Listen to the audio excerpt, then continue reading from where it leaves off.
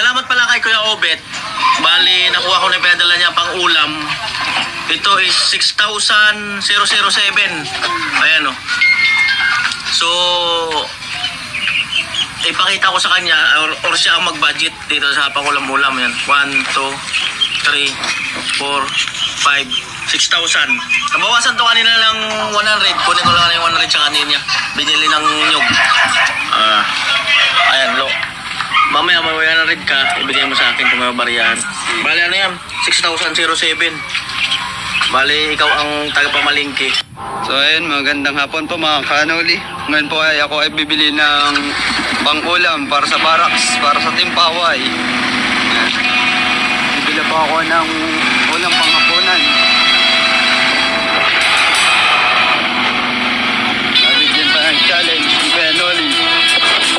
Ako na magbabudget sa pang-ulam-ulam ng Team Paway.